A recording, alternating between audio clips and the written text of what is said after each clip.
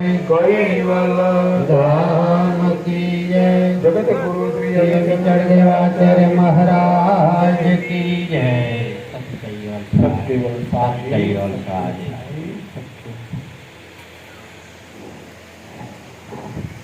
આજે ગોધરા વિભાગના રામપુરા કોકણપુર ગામે કૈવલ ગામવાસી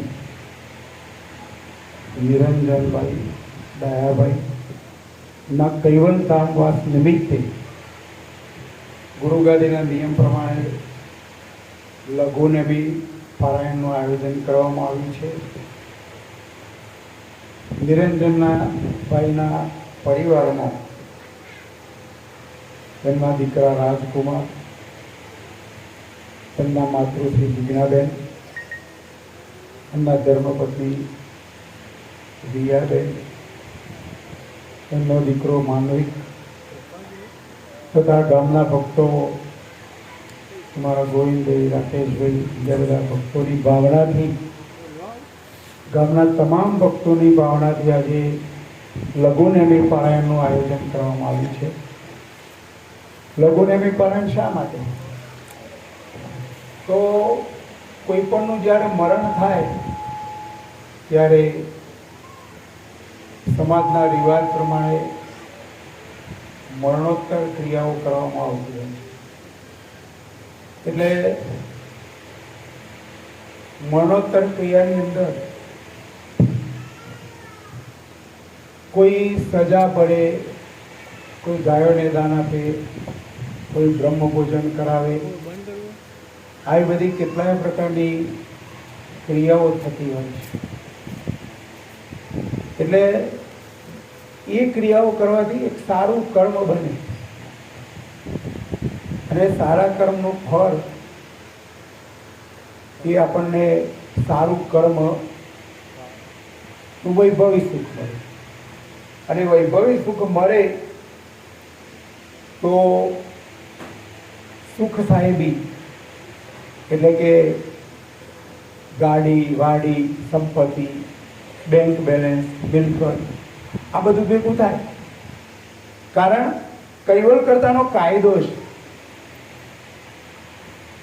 કે જે અંશ શરીરના માધ્યમથી જે કંઈ કર્મ કરે છે એ કર્મનું ફળ સર્જનાર આપી રહ્યા છે અને આપે જ છે. સર્જનહાર કર્મનું ફળ આપે છે, કોઈને કર્મનું ફળ આપ્યા વગર રાખતા જ નથી. એટલા માટે જ આપણે સુખ અને દુઃખ બધું ભોગવી રહ્યા છીએ. કર્મ નામનો જો કાયદો બનાવેલો ના હોત તો આપણે જે બધી ક્રિયાઓ કરીએ છીએ એ ક્રિયાઓ ના કરતા હોત. કૈવલ કરતાએ માનવ ગાંઠની અંદર આ અંશને જ્યારે મોકલ્યો ત્યારે એને કર્મ કરવાની સત્તા આપીને જ મોકલ્યો છે. અને આપણે બધા કર્મ કરીએ છીએ તો એ કર્મનું ફળ આપણને મળી રહ્યું છે. નહીં મળતું એવું નહીં, બધાને કર્મનું ફળ મળે જ છે. કોણ એવું છે કર્મનું ફળ નથી મળતું? બોલો ચલો. કૈવલ કરતાનો કાયદો એવો છે કે હે અંશ, હું તને કર્મ કરવાની સત્તા આપું છું, પણ તું જે કર્મ કરીશ એ કર્મ નું ફળ કૈવલ કરતા કે હું આપીશ. એ કર્મનું ફળ તારે સુખ અને દુઃખ કૈવલ કરતા જે પ્રમાણે આપે એ પ્રમાણે એને ભોગવવું જ પડશે.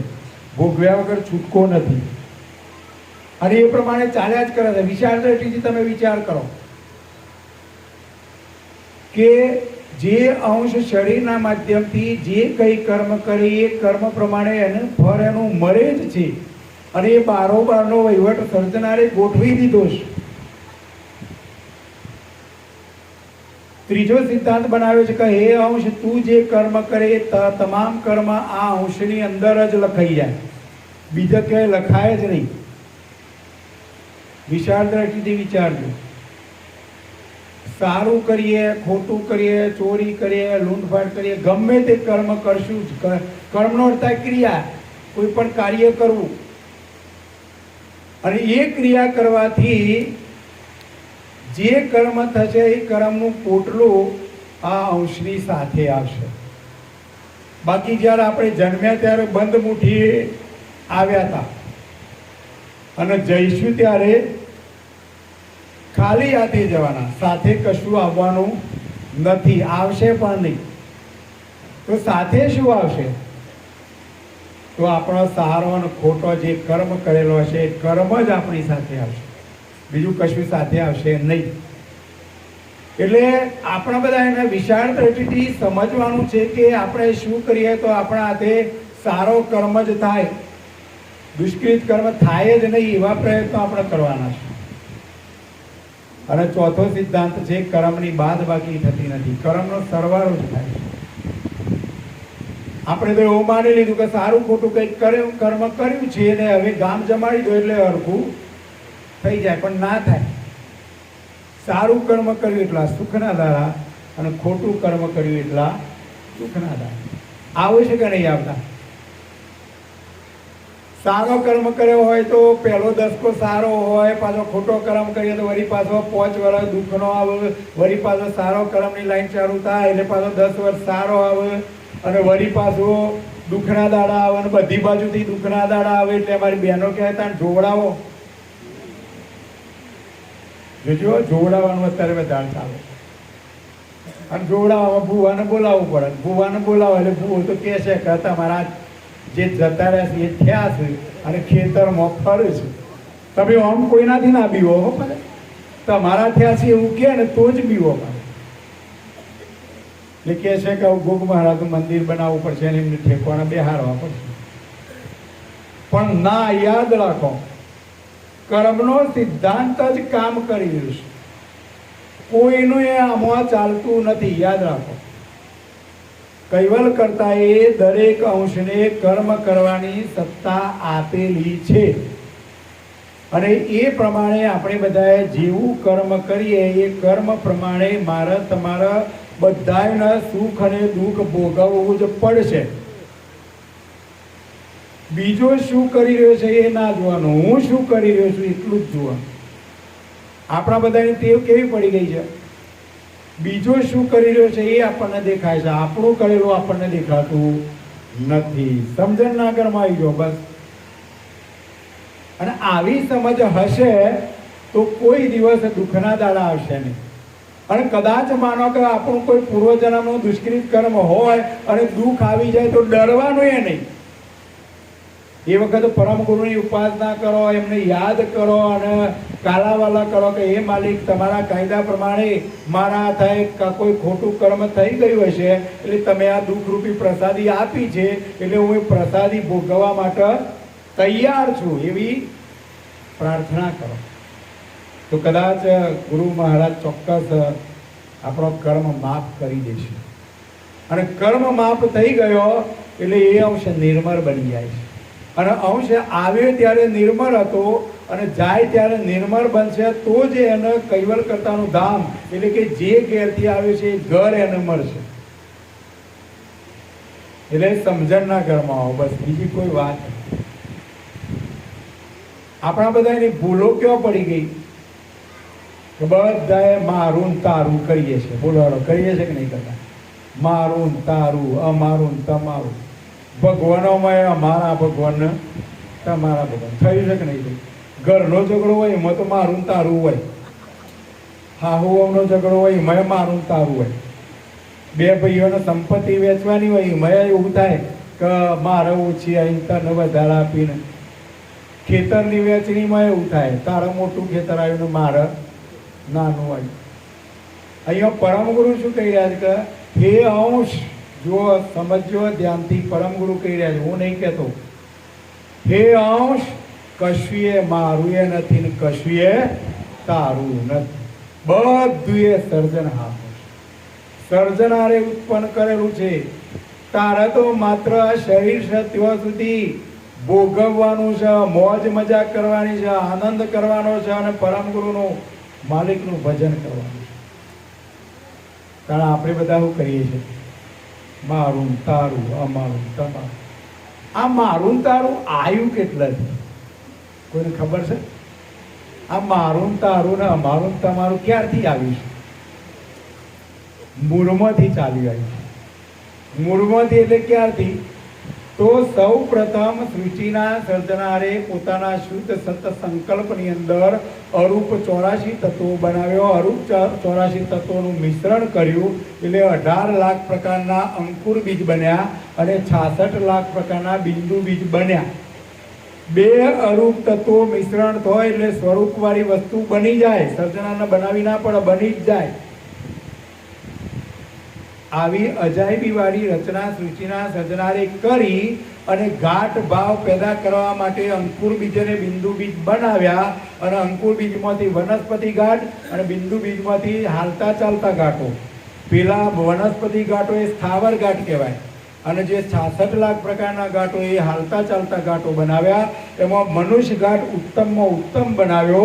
મનુષ્ય ગાંઠનો પસારો કરવા માટે, મનુષ્ય ગાંઠનું પાલન પોષણ કરવા માટે, સૃષ્ટિનું સંચાલન કરવા માટે સૃષ્ટિના સર્જનારે નિરંજન પુરુષના ગાંઠ ભાવનો પસારો કરવા માટે નિરંજન પુરુષ દ્વારા આદ્ય શક્તિ પેદા થયો અને આદ્ય શક્તિ અને નિરંજન બેના સંયોગથી બ્રહ્મા, વિષ્ણુ, મહેશ, લક્ષ્મી, ઉમિયા, સાવિત્રી આ 6 પેદા થયો. જો મૂળમાં મારું ને તારું કેટલાથી આવ્યું છે, મારું ને તમારું કેટલાથી શરૂ થયું છે એ હું સમજાવવા માંગુ છું.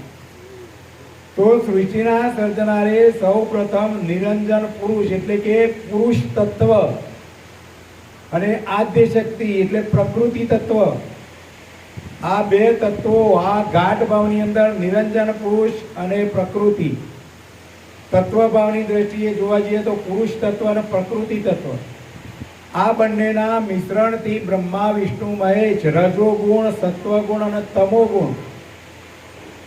જો એક બાજુ ગાઢ ભાવ છે અને એક બાજુ તત્વનો ભાવ પણ બતાવેલો છે. એમનું કાર્ય રજોગુણ દ્વારા ઉત્પત્તિનું કાર્ય થઈ શકે, સત્વગુણ દ્વારા પાલન પોષણનું કામ થઈ શકે અને તમોગુણ દ્વારા સંહારનું કામ થઈ શકે.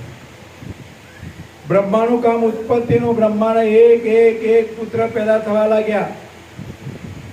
વિષ્ણુ ભગવાનનું કામ પાલન પોષણનું એટલે એ 10 અવતારોમાં યુગે યુગે એ અવતારો લઈને આવ્યા જ કરે છે. રામા અવતાર, કૃષ્ણ અવતાર, મત્સ્ય અવતાર, વરાહ અવતાર, નૃસિંહ, પરશુરામ, બૌદ્ધ અવતાર, આવા 10 અવતારો. શિવજીને ગણેશ અને કાર્તિકેયનો આખો પરિવાર, એટલાથી પછી આગળ પરિવાર નહીં ચાલ્યો. બ્રહ્માના 10,000 પુત્રો થયા. બ્રહ્માના 5 મુખ હતો. બ્રહ્મા 5 મુખની વાણી બોલતા હતા. મૂળમાં વેદ 5 હતા. 4 વેદની વાણી આ રચના તરફની હતી અને 5મા વેદની જે વાણી હતી એ વાણી કર્તા તરફની હતી.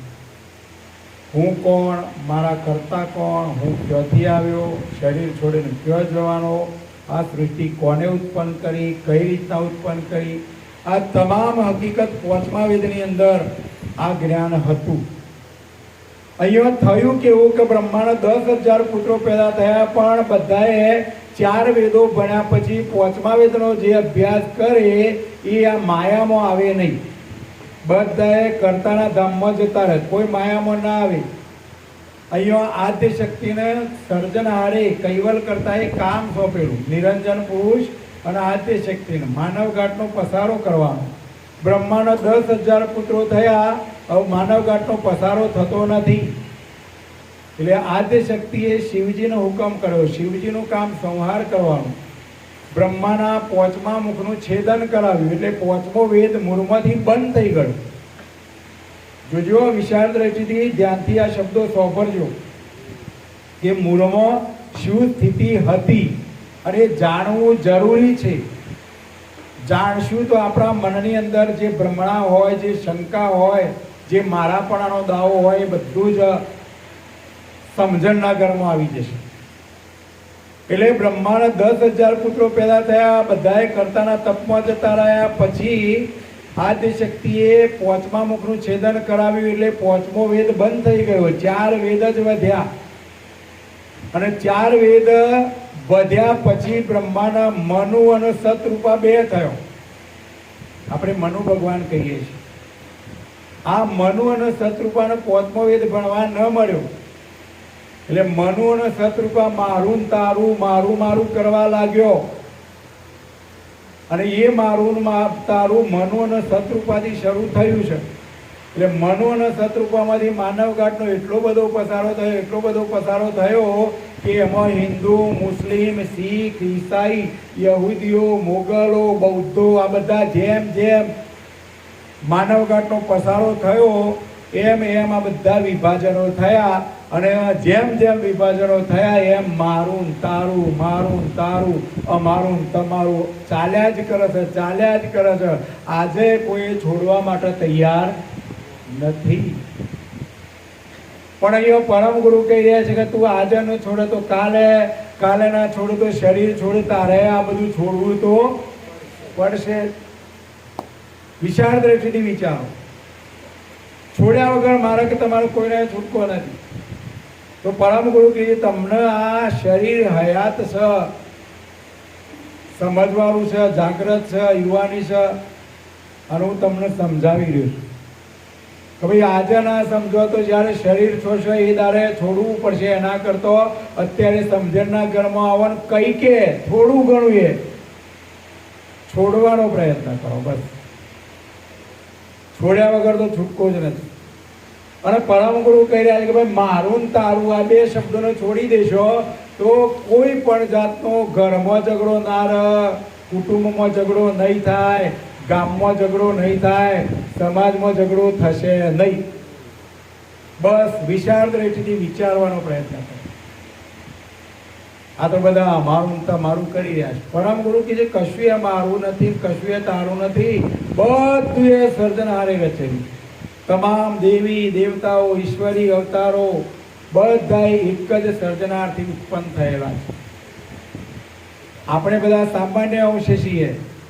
દેવી દેવતાઓ, ઈશ્વરી અવતારો એ બધા વિશેષ અંશ છે. આપણાથી મોટી કક્ષાના છે, ઊંચી કક્ષાના છે, પૂજનીય છે, વંદનીય છે. પરમ ગુરુએ તમામ દેવી દેવતાઓ, ઈશ્વરી અવતારો બધાને વંદનીય કયા છે, પૂજનીય કયા છે.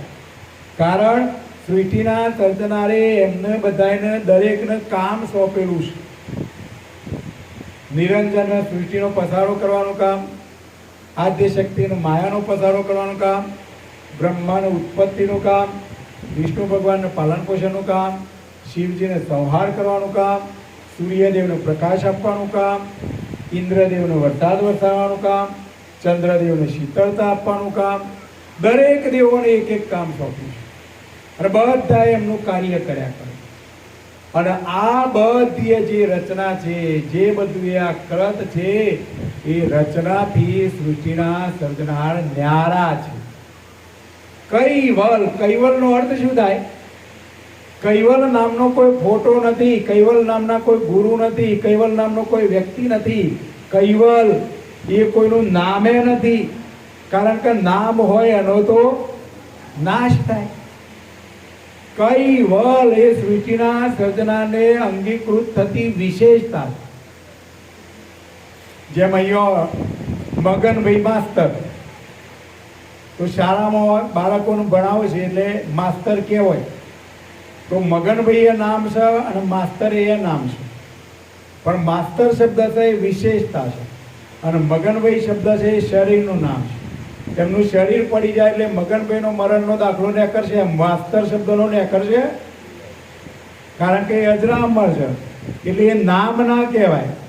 એમ કૈવલ આમ લખવામાં આપણને નામ દેખાય, પણ ના, કૈવલ એ નામ નથી, સર્જનાને અંગીકૃત થતી વિશેષતા છે.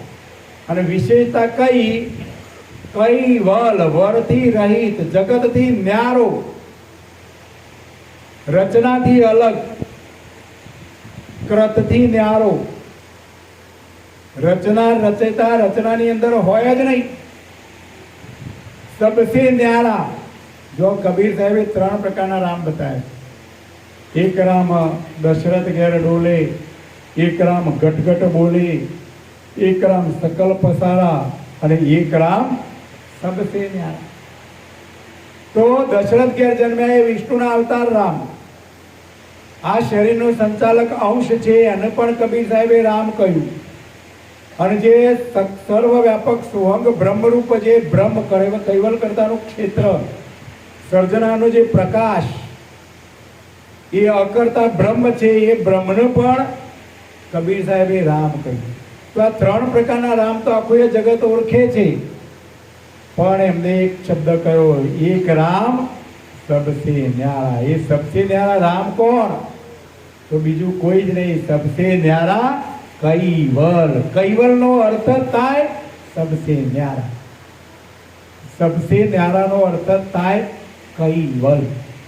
વરથી રહી, જગતથી ન્યારા, સબસે ન્યારા. એટલે કબીર સાહેબે જે વાતો કરી એમાં ચોથા પ્રકારના જે રામ બતાવ્યા છે, એ ચોથા પ્રકારના રામ બીજા કોઈ નહીં, પણ એ સૃષ્ટિના સર્જનાર કૈવલ.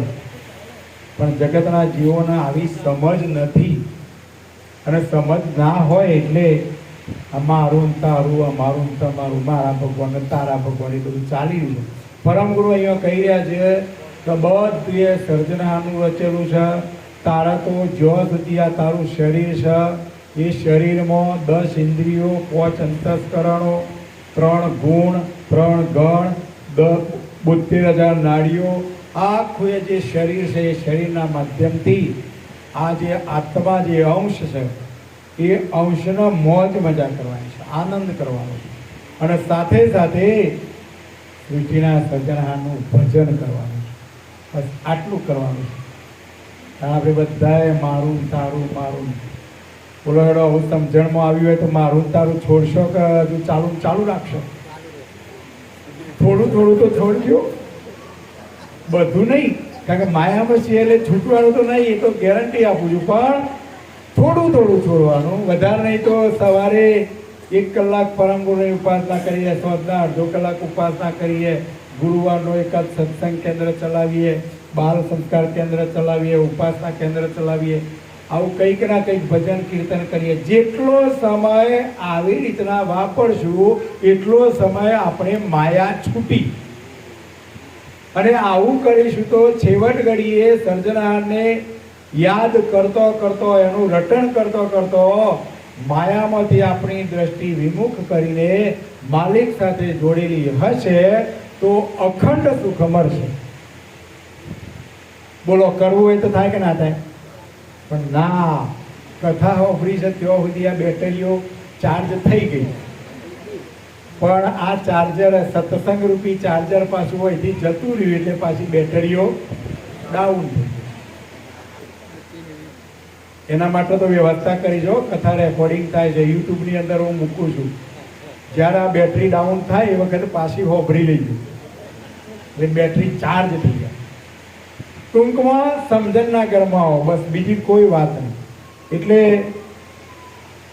હું એ કહેવા માંગુ છું કે જેમ જેમ સમજણના ઘરમાં આવશું એમ એમ આપણને જ્ઞાન પ્રાપ્ત થશે, અને જ્ઞાન પ્રાપ્ત થશે તો જ આપણું આચરણ બદલાશે. જ્યાં સુધી જ્ઞાન પ્રાપ્ત નહીં થાય ત્યાં સુધી આપણું આચરણ નહીં બદલાય. એટલે આચરણ બદલવા માટે પણ આપણે સમજણના ઘરમાં આવવું પડશે, અને સમજણના ઘરમાં આવવા માટે માત્ર ને માત્ર બીજો કોઈ ઉપાય નહીં. ગુરુ ગાદીથી આપણને ગ્રંથ શિબિરના માધ્યમથી કથા સત્સંગ સાંભળવા મળે, યુટ્યુબના માધ્યમથી પણ કથા સાંભળવા મળે, અને ઘેર બેઠો તમે ધર્મ ગ્રંથોનો અભ્યાસ કરો તો પણ આપણને સત્સંગ જાણવા મળે, બેટરી ચાર્જ થાય, મન સહે જ્ઞાનવાળું બની જાય. તો એક એક ચોપાઈનો આપણે અભ્યાસ કરીશું, અને એ પ્રમાણે ધર્મગ્રંથના આધારે જ આપણે કથા ચલાવીશું. તો સક્રત ચિંતામણી નામનો ગ્રંથ છે, એનો આપણે અભ્યાસ કરી રહ્યા છીએ. એની 21 ચોપાઈઓ ચાલી ગઈ છે. અંશ અલેપ સલેપ સચિત કો અંગ સોરમું. આ અંશ એવો છે કે અલેપ સલેપ, અલેપ એટલે માયાના આવરણમાં આવીને મેલો બની ગયો, મારું તારું કરવા લાગ્યો છે. જ્યારે આવ્યો ત્યારે નિર્મળ હતો, પણ માયામાં આવ્યા પછી મેલો બની ગયો છે. પરમ ગુરુ કીધી એ મેલા બનેલા અંશને સલેપ એટલે કે શુદ્ધ કરવા માટે હું આવ્યો છું. 5મો વેદ લઈને આવ્યો છું. મૂળમાં આદ્યશક્તિ દ્વારા પાંચમો વેદ જે બંધ થયો હતો એ પાંચમો વેદ બંધ થવાના કારણે એકય અંશ કર્તાના ધામમાં પહોંચ્યો નહીં. એટલે સર્જનારે ચિંતા કરી કે મારા મોકલેલા એકય અંશ પાછા આવતા નથી. એટલે આ સૃષ્ટિ પણ જ્યારે ઉત્પન્ન નહોતી કરી ત્યારે પ્રથમ પરમ વિશેષ અંશ પરમ ગુરુને ઉત્પન્ન કરેલા, પછી આ સૃષ્ટિની રચના કરેલી. એટલે તમામ હકીકતને પરમ ગુરુ જાણે છે, અને જાણે છે એટલે જ પાંચમો વેદ લઈને આપણને સર્જનહાર વિશેની હકીકત જણાવવા માટે, આપણા બધાનું કલ્યાણ કરવા માટે, આપણે જે ઘેરથી આવે છે એ ઘેર પાછા લઈ જવા માટે આ અંશ આવ્યો. એટલે નિર્મળ હતો, માયામાં આવ્યા પછી મેલો થઈ ગયો છે, એટલે એને જ્ઞાનથી નિર્લેપ કરવા માટે, શુદ્ધ બનાવવા માટે પરમ વિશેષ અંશ પરમ ગુરુ આ પાંચમો વેદ લઈને આવ્યા છે. જેમ જેમ પાંચમા વેદનું આ રીતે જ્ઞાન થશે, સમજણના ઘરમાં આવશો, અને જેમ જેમ સમજણ પડશે એમ એમ પાંચમા વેદના આધારે સર્જનહારનું ભજન થશે તો ચોક્કસ અખંડ સુખ મળશે. નહીતર વિશાળ દ્રષ્ટિથી વિચારો તમે કે ભાઈ આ આવ્યા ત્યારે નિર્મળ હતા, અહીંયા કર્મ કરવા લાગ્યા, કર્મનું પોટલું બાંધી દીધું, અને એ જ્યારે શરીર છોડીએ એટલે કર્મનું પોટલું સાથે લઈને જવાના. આગળનું કર્મનું પોટલું હજી ઉકેલ્યા નથી, અને નવું પાછું પોટલું બાંધવા લાગ્યા. એટલે પાછું પોટલું બાંધ્યું એટલે પાછા આગળ જવાના. આમના આમ તો સ્થિતિ કેવી થઈ ગઈ? પરમ ગુરુ કહી રહ્યા છે કે 84 કે જન્મ મરણ મેં યુગન યુગન વહી જાય. યુગોના યુગો વહી ગયા, પણ એકય અંશ કર્તાના ધામમાં પહોંચ્યો નહીં. એટલે પરમ વિશેષ અંશ પરમ ગુરુ આ પાંચમો વેદ લઈને આવ્યા છે. અને પરમ ગુરુની ઉપાસના આપણે કરશું તો પરમ ગુરુ તમામ કર્મ માફ કરી દેશે. બીજી બધી ઉપાસનાઓ કોઈ ખોટી નથી, પણ એ ઉપાસના કરવાથી આપણને વૈભવી સુખ મળશે. ગાડી મળે, વાડી મળે, બેંક બેલેન્સ થાય, પૈસો પદાર્થ આ બધું ભેગું થાય, સુખ સાહેબી વધે, આ બધું થાય. પણ આ કર્મનું પોટલું માફ થાય નહીં. કર્મનું પોટલું માફ કરવું હોય તો પરમ ગુરુની ઉપાસના કરશો તો આ જ દેહે પરમ ગુરુ આપણો બધાય કર્મ માફ કરી દેતા હોય છે. અને બધાય કર્મ માફ કરશું તો ચોક્કસ કર્તાનું ધામ પ્રાપ્ત થશે. આ પરમ ગુરુનો લક્ષ્ય છે. આવા ધ્યેયથી પરમ ગુરુ આપણને બધાના પાંચમો વેદ લઈને જ્ઞાન સમજાવી રહ્યા છે. મારા તારામાંથી છુટકારો મેળવવા માટે પરમ ગુરુ આપણને દિવ્ય દ્રષ્ટિ જ્ઞાનથી આપી રહ્યા છે. તો અંશ અલેપ સલેપ સચિત કો અંગ 16 પાન નંબર 103, ચોપાઈ નંબર 22. અમન ભય અલંકાર નકી ગત હોય ઇન્દ્રિ અંત સકુ और सकल जड़ जात सजातिक हवितताय ते तसकु. अमन भय अलंकार की गत હોય ઇન્દ્રિ અંતસકુ. અવિગત પામેલા મનુષ્યના અંશ જ્યારે બીજા શરીરમાં જાય તો આગળનો જે જન્મ છે એનું બધું એ જ્ઞાન એ ભૂલી જાય. એકય અંશ આગળના જન્મમાં કયો હતો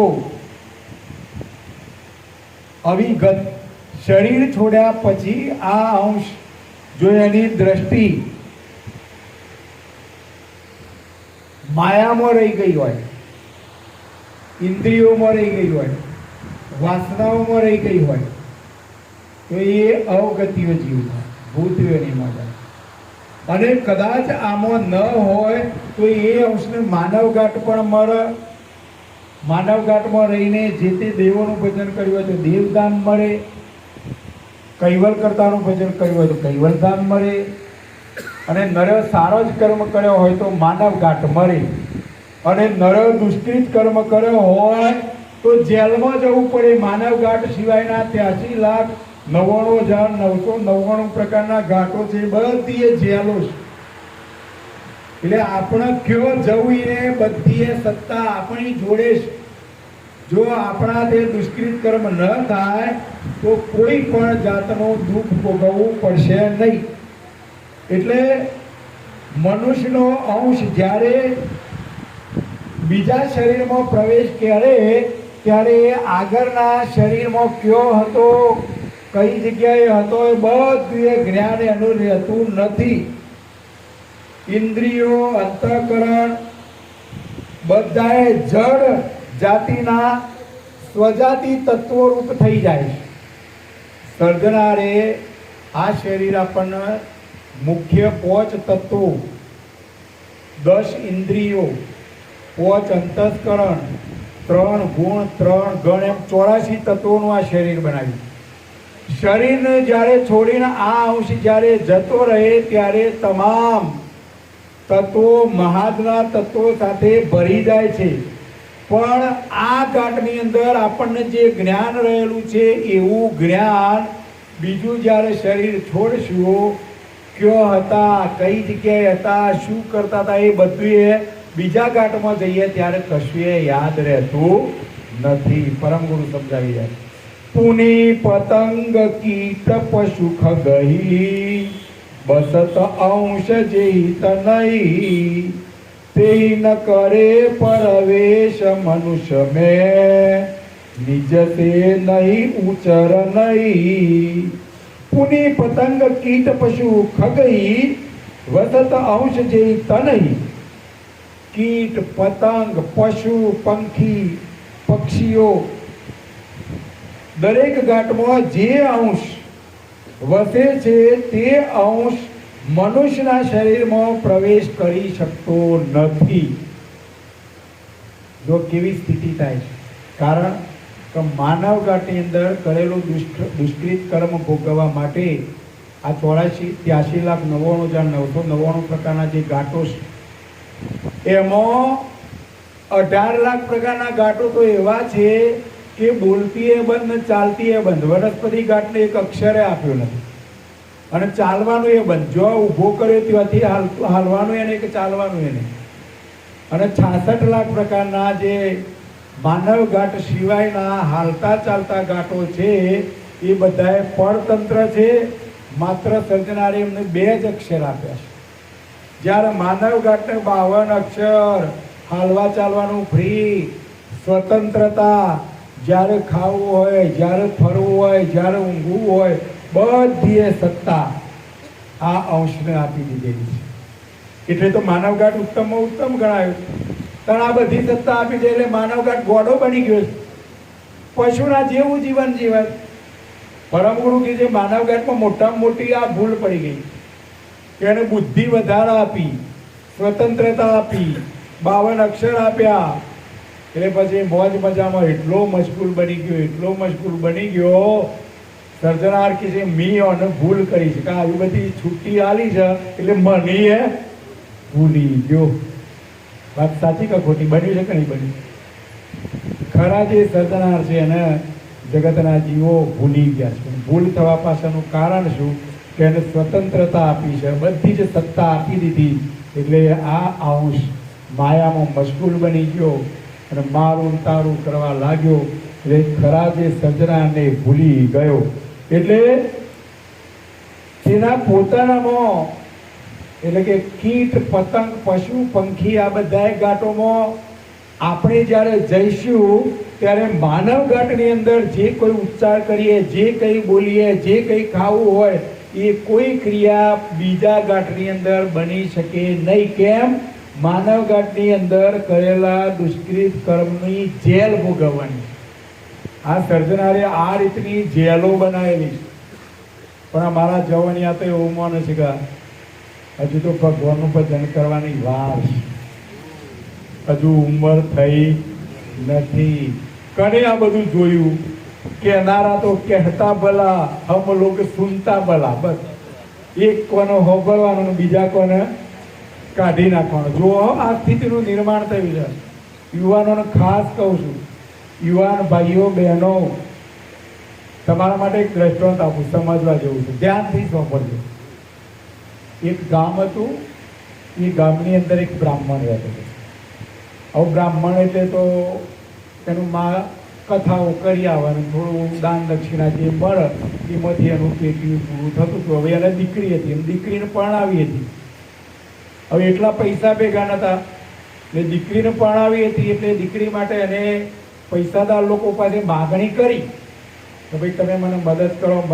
પણ બધા ગામના લોકો તો એને જાણતા હતા કે ભાઈ આ માગી ખાશે, પૈસા વળી ક્યાંથી ભેગા કરશે અને પછી પાછા આપશે કે ના આપે. એટલે કોઈને એને મદદ ના કરી.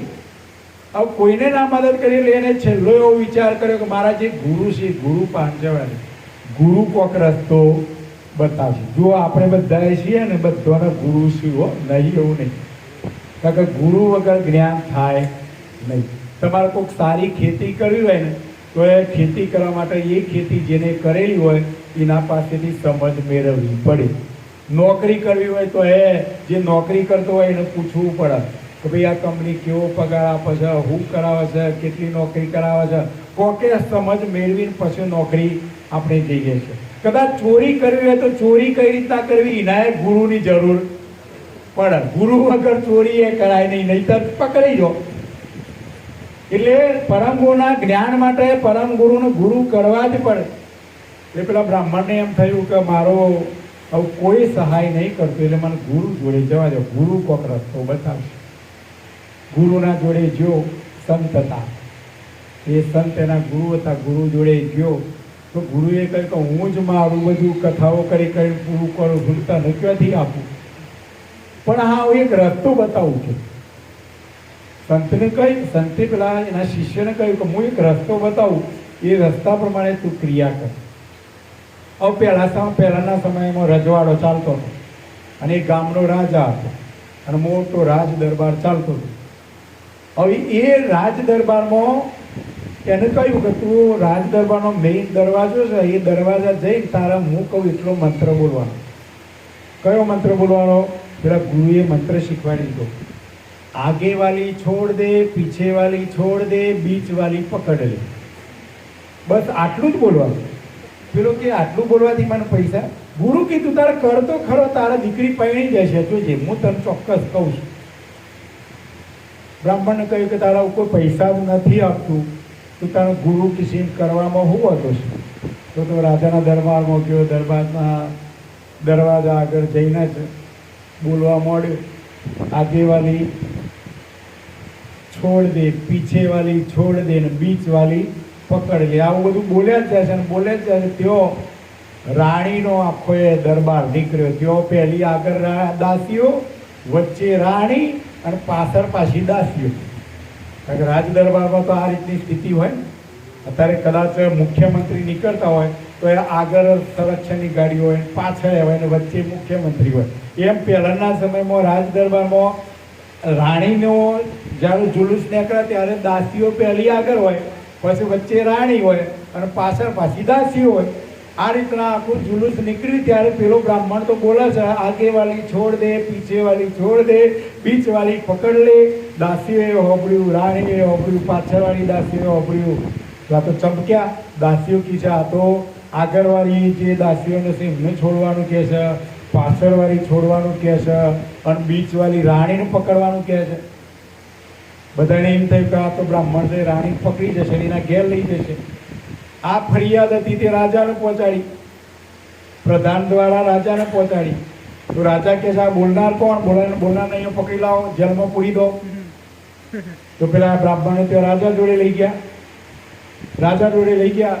એટલે થયું શું કે બ્રાહ્મણે તો ત્યાં રાજા આગળ જઈને પાછો બ્રાહ્મણને તો ગુરુએ કહ્યું છે કે તારા તો જો બોલ કરવાનું. રાજા આગળ જઈને કહે છે કે આગે વાલી છોડ દે, પીછે વાલી છોડ દે, બીચ વાલી પકડ લે. રાજા બગડ્યા. આ તો સાલો મારી રાણીને પકડી જવાનું કહે છે. એટલે રાજાએ પેલા બ્રાહ્મણને પૂછ્યું કે તું આવું કેમ બોલે છે? કે મારા ગુરુએ શીખવાડ્યું છે. એટલે મારી રાણીને પકડી જવાનું શીખવાડ્યું છે? કે ના, મને તો આટલું બોલવાનું જ કહ્યું છે. તો આના પાછળનું કારણ શું? એ તો કે મારા ગુરુ જોડે. તો કે ગુરુનો એડ્રેસ આપો.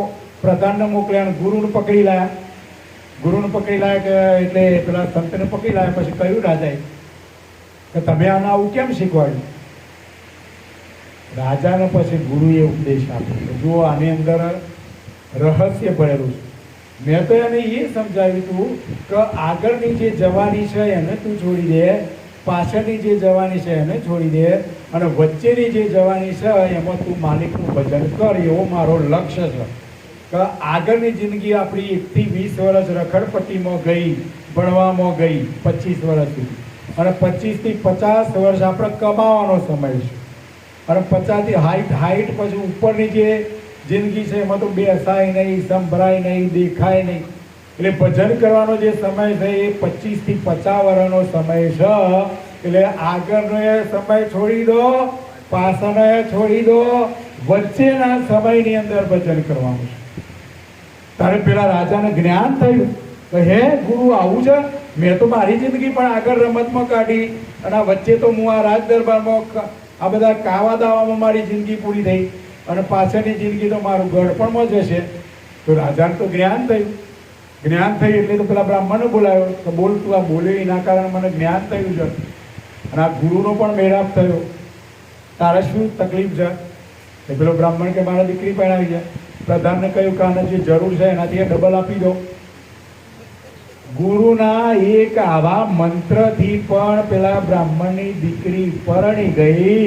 તો પરમ ગુરુનો અમર મંત્ર તમે કરો તો ચોક્કસ કરતાનું ધામ પ્રાપ્ત થશે જ, ના થાય એવું નહીં. એટલે યુવાનીઓ વાર છે, હજુ ઉંમર નહીં થઈ, એ મનમાંથી કાઢી નાખજો. કારણ કાલે કોની ડાકલી પોરી થવાની છે ખબર ખરી? એમાં વાર છે એવું નહીં. જુવાનો કાલે તો વાતો કરતા હતા, આજે એટેક આવ્યું, જતાય રહ્યા. સવારે તો મને મળ્યા હતા, બના શકે નહીં બનતું. એટલે સમજણના ઘરમાં આવો બસ. જો આપણને આવા સત્સંગના માધ્યમથી જ્ઞાન થયું એટલે તુરંત તમે એ પ્રમાણેની ક્રિયા કરવા લાગો. પરમ ગુરુની ઉપાસના કરો. કશું ના થાય તો 2 ટાઈમ મંદિરમાં પરમ ગુરુના દર્શન કરીને કાર્ય કરશો તો પણ આપણી દ્રષ્ટિ કંઈક અંશે સર્જનાર સાથે જોડાયેલી રહેશે. બાકી આ ઘાટ છોડ્યા પછી મનુષ્ય ઘાટ સિવાયના બીજા ઘાટોમાં તો જેલ ભોગવવાની છે. કોઈ જાતનું ભજન થશે નહીં. આગળના જન્મમાં કયો હતા એની પણ ખબર પડશે નહીં. એટલે પરમ ગુરુ કહી રહ્યા છે કે મનુષ્ય ઘાટ છોડ્યા પછી બીજા ઘાટમાં ગયા પછી બોલવાનું પણ બંધ. અહીંયા માનવ ઘાટમાં તો ગમે તેમ બોલીએ છીએ, ગારોએ દઈએ, બધું કરીએ. બીજા ઘાટમાં જઈએ એટલે 2 જ અક્ષર, હવે 2 જ અક્ષરથી તો બોલવાથી કોઈ વસ્તુ એ જો બીજા ઘાટો 2 અક્ષરથી બધું બોલું છે પણ આપણને સમજણ ના પડે. આવી સ્થિતિ સર્જનારે ગોઠવેલી છે. તો આમાં ના જવું પડે એટલા માટે પરમ ગુરુ આપણને આ જ્ઞાન દ્રષ્ટિ આપી રહ્યા છે. તો તિનકે અંતર કે ગતકી કહો ક્યો કરીશું ન પાવે, જે જિનકી સમજણ હોય જીન મેં મોહિકી મોહી મુરજાવે. જુઓ કેવી સ્થિતિનું નિર્માણ થાય છે. તો તિનકે અંતર કે ગતકી કહો ક્યો કરીશું ન પાવે.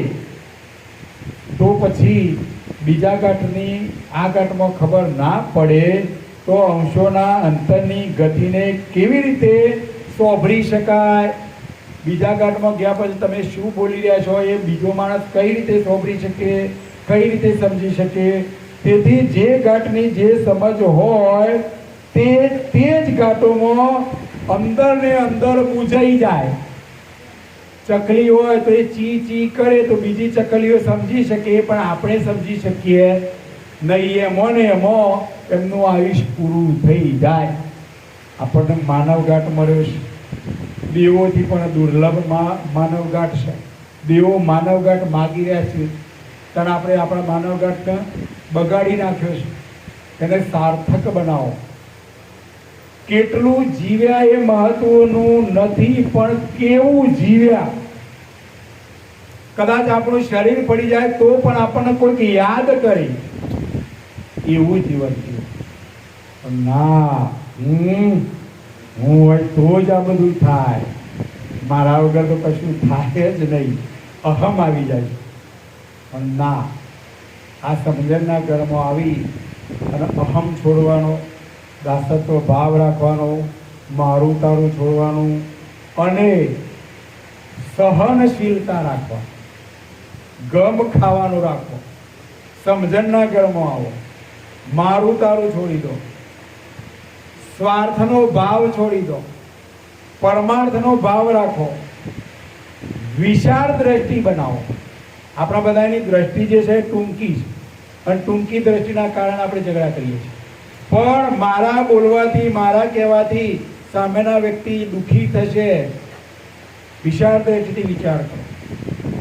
કોઈનું જરાય દુઃખ ન પહોંચે એવું વર્તન કરીએ તો ચોક્કસ સૃષ્ટિના સર્જનહાર પણ, એની દ્રષ્ટિ પણ આ અંશ ઉપર કાયમ માટે રહેશે.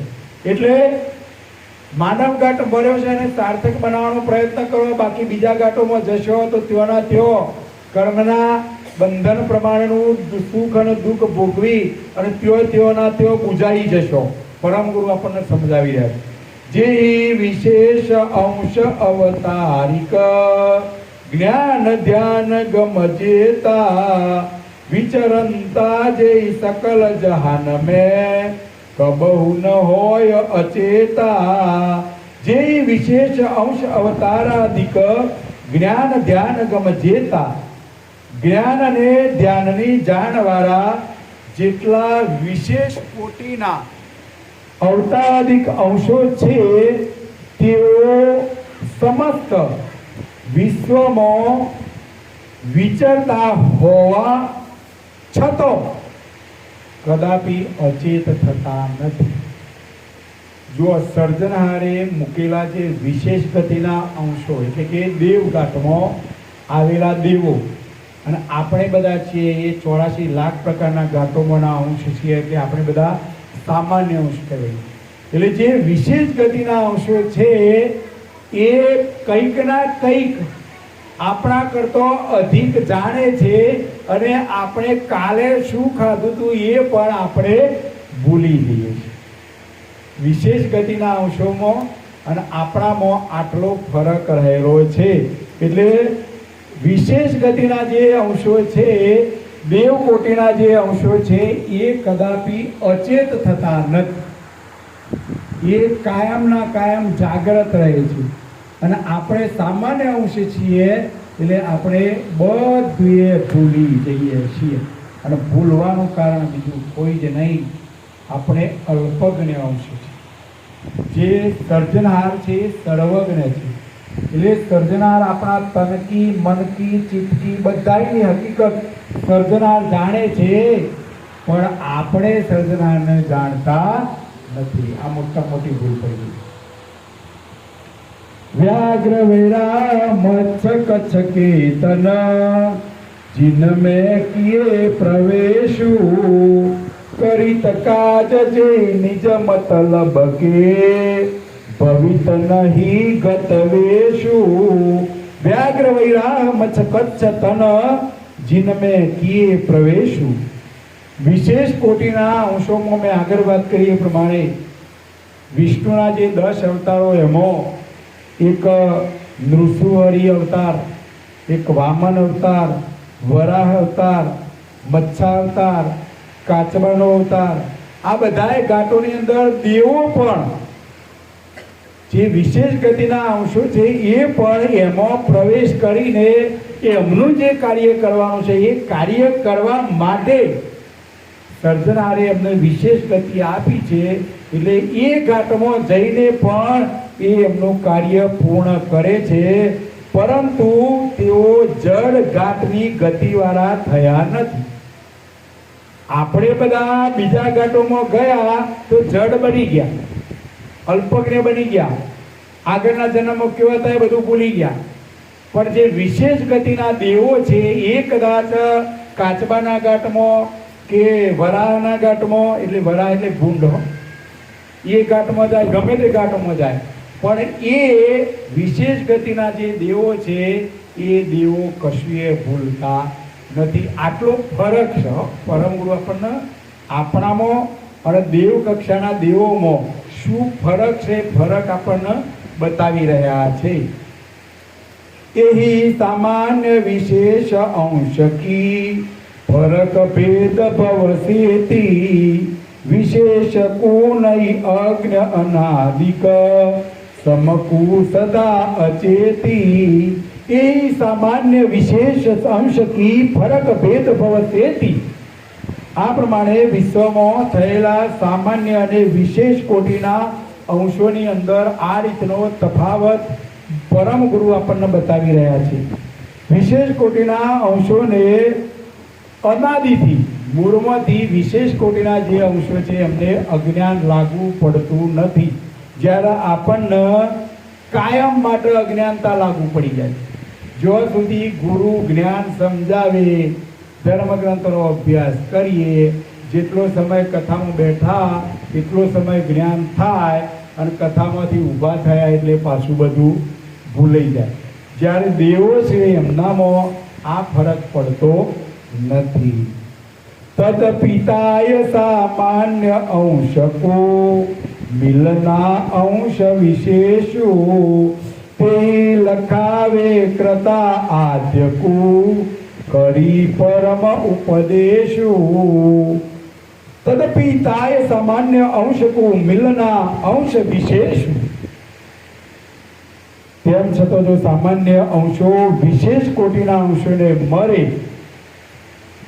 તો તે પરમ વિશેષ અંશો પરમ ઉપદેશ દ્વારા તેઓને આદિ કરતા પદ ઓળખાવી શકે છે. આપણે સામાન્ય અંશ છીએ, પરમ વિશેષ અંશ પરમ ગુરુ સાથે આપણો મેળાપ થાય તો ચોક્કસ કૈવલ કરતાની ઓળખાણ થાય ને થાય. પણ જો આપણે પરમ ગુરુનો જ મેળાપ ના કરીએ, જ્ઞાનને સમજવાનો પ્રયત્ન ના કરીએ, હું કહું છું એ જ સાચું, હું માનું છું એ જ સાચું, મારું છે એ જ સાચું, એવું જો મનમાં રાખીશું, પરમ ગુરુ ના પાડે છે તો વિશાળ દ્રષ્ટિ કરો. 4 વેદોનો અભ્યાસ કરો, શાસ્ત્રોનો અભ્યાસ કરો, પુરાણોનો અભ્યાસ કરો અને પરમ ગુરુના 5મા વેદનું જ્ઞાન છે એનો અભ્યાસ કરો. બધા એનો અભ્યાસ કરો. અભ્યાસ કરવાથી જ આપણા મનની અંદર જ્ઞાનરૂપી તાકાત વધશે.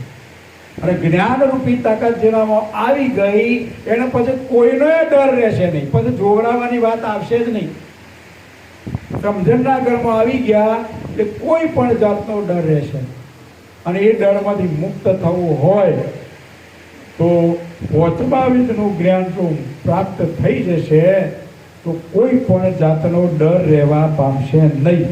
એટલે આવી જેનામાં ગતિ હોય, આપણે બધા નહીં કહેતા કે ભાઈ આપણા કોઈ માણસ અજ્ઞાન હોય તો જે જ્ઞાની હોય એના પણ આપણે જઈએ તો કોક આપણને રસ્તો ચડે. એમ આપણે સામાન્ય અંશ છીએ અને પરમ ગુરુ પરમ વિશેષ અંશ છે. એટલે પરમ ગુરુનું શરણ સ્વીકારશું તો ચોક્કસ આપણને 5મા વેદનું જ્ઞાન થશે, સર્જનાની ઓળખાણ થશે અને કર્તા સાથે મેળાપ થશે, અખંડ સુખ મળશે, કોઈ પણ જાતનું દુઃખ રહેવા પામશે નહીં. और अपने तन से तन देखित तीन से पर मन लाई पण अंतर के अंश विशेषण जिनकी अकल कलाई. और अपने तन से तन देखित तीन में पर मन लाई. वरी विशेष अंशोનું શરીર આપણા જેવું જ શરીર છે એવું જોઈને સામાન્ય અંશો તમે ભ્રમણામાં પડશો નહીં, ભ્રમણા લાવશો નહીં, પરંતુ તે વિશેષ અંશના હૃદયમાં જ્ઞાનરૂપ અકર કરા રહેલી છે. પરમ ગુરુ કહી રહ્યા છે આ શરીર છે એવું આપણું છે, એમને હાથ પગ હૈયું બધું છે એમાં આપણે છે. પરમ ગુરુ આ દ્રષ્ટિથી જોવાની ના પાડે. માત્ર ને માત્ર પરમ ગુરુ 105 વર્ષ માટે માનવ ઘાટને સમજાવવા માટે માનવ ઘાટ લેવો પડ્યો, દેવોને સમજાવવા માટે દેવઘાટ, પાતાળ લોકમાં શેષજીને સમજાવવા માટે એમના જેવો વેશ ધારણ કરવો પડ્યો. પરમ ગુરુનું જે શરીર છે એ હાડ મોસ રગ લોહ ન ચર્મ 80 ન દેહ માથી સોહંગ સાહેબ નામ મેરા નિજ કૈવલ પદ વાસી. આપણે ઉપર ઘોડીપદની અંદર બોલીએ છીએ સમજણના ઘરમાં. એટલે પરમ ગુરુ અહીંયા કહી રહ્યા છે કે મારું વિશેષ જ્ઞાન છે. મારું જે શરીર છે અને તમે જોઈ અને તમે આનંદમાં આપણે બધા હરખા છીએ એવું માનશો નહીં. મારું જે શરીર છે એ સોહંગ રૂપ, સોહંગ સ્વરૂપ, સર્વ વ્યાપક સ્વરૂપ, કર્તા સાથે એકમેક સ્વરૂપ. મારું બીજું સ્વરૂપ છે આ ગ્રંથ સ્વરૂપ. ગ્રંથની અંદર તમે કાયમ માટે હાથમાં પકડી રાખશો, એનો અભ્યાસ કરશો તો પરમ ગુરુ કે છે એક ઓગરે હું તમારાથી છેટો નથી. તમારા હૃદયમાં શું પરમ ગુરુને આપણા હૃદયમાં બિરાજમાન કરશું તો પરમ ગુરુ આપણું કશું એ કામ બાકી રાખશે નહીં. વિશેષ ઓર સામાન્ય અંશકી અલગ ઈસતા સોઈ પણ જડ તંત સજાતિ નસે ગત અલગ સજાતિ કદોઈ. વિશેષ ઓર સામાન્ય અંશ કી અલગ ઈસતા સોઈ. આ પ્રમાણે વિશેષ અંશ અને સામાન્ય અંશનું ઐશ્વર્ય એની જે તાકાત આ પ્રમાણે પરમ ગુરુ કહી રહ્યા છે કે જુદી જુદી રહેલી છે. બંને પ્રકારના અંશોના પંચભૌતિક જડ ઘાટોની સજાતી ગતિથી વિજાતી અંશ અલગ રહેલો છે. શરીર અને શરીરનો સંચાલક અંશ આ બેની જાતિ જોવા જઈએ તો સજાતી નથી. અંશ એ કૈવલ કરતાની સજાતીનો છે અને આ શરીર છે આ 5 તત્વો અને 84 તત્વોનો બનેલો છે, નાશવંત છે, જડ છે. એટલે કૈવલ કરતાના અંશની સજાતીનો આ શરીર નથી. એટલે આવી સમજ આપણા બધાના આવા ગ્રંથોના અભ્યાસથી સમજવાનું. कृता अंश की अलग रहन की कही हुती तन तन से सोई सकल विधि कही सुना इत समझ छेक अंतन से कृता अंश की अलग रहन की कही हुती तन तन से कैवल करताना अंशो प्रत्येक पंच भौतिक जड़ शरीरोथी अलग रहेला છે. તમામ અંશો છે એ અને આ શરીર વિશાળ દ્રષ્ટિથી વિચાર કરો. આ 70 કિલો વજનનું જે શરીર છે એ શરીરને કોણ ચલાવે છે, કોણ ફેરવી છે? શરીરનો સંચાલક અંશ. જોઈએ એક દારો રજા પાડી દે તો બોલો યાર, એક દારો જ રજા પાડી દે તો રામ બોલો ભાઈ, ઉપાડો સ્મશાનમાં. પણ આપણે એનો વિચાર કર્યો, શરીરનો વિચાર કર્યો કે દોત પડી ગયા નવા ન ખાયા, ઢોકળી જતી રહી તો નવી ન ખાઈ, બાલ દોરા થઈ ગયા કાળા કરાય, શરીરની ચિંતા કરી. કોરોના આવે અને ડોક્ટર એમ કહે કે 10 લાખ મૂકવા પડશે તો ખેતર વેચીને મૂકી દઈએ. પણ આ સર્જનાનો જે અંશ જે છે, શરીરનો જે સંચાલક છે, 70 કિલો વજનનો ઉઠાવીને આખા વિશ્વની અંદર ફરી રહ્યો છે. શરીર કરતા એ તાકાતવાળો છે. એને સમજવું હોય ને એને ઓળખવું હોય ને એના માટે આ જ્ઞાન કથાનું આયોજન કરવું હોય ને ખાલી 2000 ખર્ચો કરવો હોય તો એ કે મારા તો તાકાત નથી, હિંમત શક્તિ નહીં. અને શરીર સાચવવામાં 5 લાખ કે તો એ પહેલાં મૂકી દઈએ. જો સમજવાનું છે, બીજું કશું જ નથી. સમજણના ઘરમાં આવો, બીજી કોઈ વાત જ નહીં. અહીંયા પરમ ગુરુ કહી રહ્યા છે કે આ શરીરનો જે સંચાલક છે એ જડ નથી, ચૈતન છે, નિજ ચૈતન અંશ છે. પોતાના સ્વ સ્વરૂપને ઓળખવાનો પ્રયત્ન કરો. એટલે આ બધી સર્વ હકીકત પરમ ગુરુ કહે છે કે છેલ્લામાં છેલ્લી સમજણ, છેલ્લામાં છેલ્લી હકીકત હું તમને સમજાવી રહ્યો છું. સમજણના ઘરમાં આવો. જેમ જેમ જેમ જેમ આપણે આ જ્ઞાનને સમજીશું, હૃદયમાં ઉતારીશું, આચરણમાં મૂકીશું તો જ આ અંશ અખંડ સુખ મળશે. નહીતર 84ના ચક્કરમાંથી મુક્ત થવાશે નહીં. અંત સમજ કી એહી સમજ સદ કરતા અંશ આપને હી બહરું કરતા કરત કે કારણ अंतर्गत के यही अंत समझ की यही समझ सद कृता अंश अपने ही. આપણે કૈવલ કરતાના અંશ છીએ, એ સત્ય સમજ જ છેવટની સમજ છે. આપણે બધાએ સૃષ્ટિના સર્જનારના અંશ છીએ, એ સમજ જ આપણી છેવટની સમજ છે. કર્તાના 14 લોક રૂપ કાર્યની અંતર્ગતિ પણ એ જ છે.